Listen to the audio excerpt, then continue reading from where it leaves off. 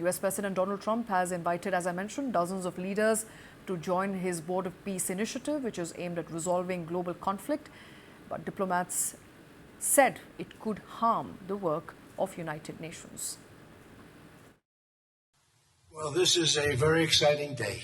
U.S. President Donald Trump launched his Board of Peace from the World Economic Forum in Davos, Switzerland. The organization was initially designed to cement Gaza's rocky ceasefire and was endorsed by a United Nations Security Council resolution as part of Trump's Gaza peace plan. Trump, who will chair the board, says he thinks it will eventually tackle conflicts worldwide. Board members also include U.S. Gaza negotiators Jared Kushner and Steve Witkoff, and former British Prime Minister Tony Blair. Leaders from around the world have signed up to participate. Those joining include Turkey and Saudi Arabia, while traditional Western U.S. allies have been more cautious. Trump said permanent members must help fund the board with a $1 billion payment.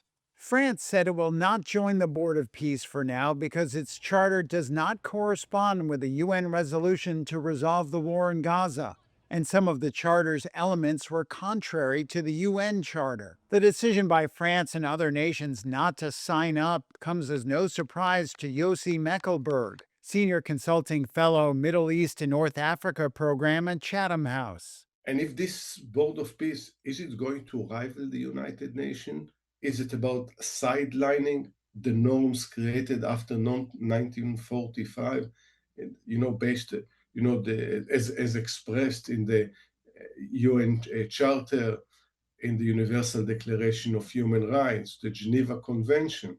So I'm, for one, not surprised that countries that believe in norms-based, rule-based world order are very wary of joining such a body.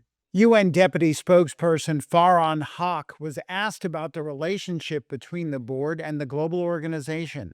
Is the Secretary General of the view that the Board of Peace itself undermines the work of the United Nations? Is this a competing organization?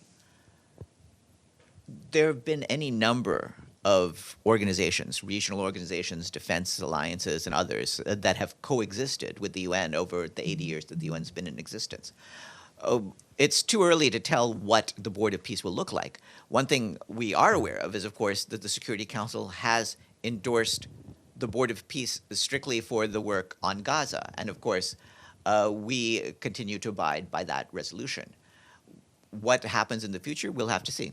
Trump has criticized the UN as ineffective, but said he still believed in what he described as its unrealized potential. Do you want your Board of Peace to replace the UN? Well, it might. I mean, the UN just hasn't been very helpful. I'm a big fan of the UN potential, but it has never lived up to its potential. The UN should have settled every one of the wars that I settled. I never went to them. I never even thought to go to them.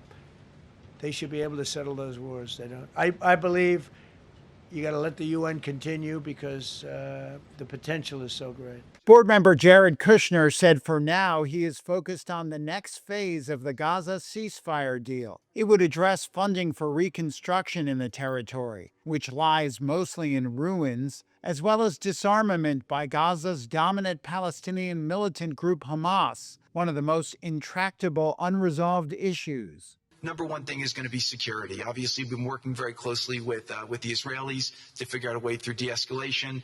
And the next phase is working with Hamas on demilitarization, which I'll talk about in a second.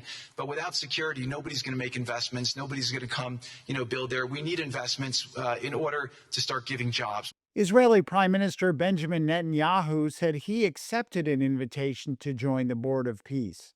Meanwhile, Palestinian factions have also endorsed Trump's Gaza peace plan and given backing to a transitional Palestinian committee meant to administer the Gaza Strip with oversight by the Board of Peace.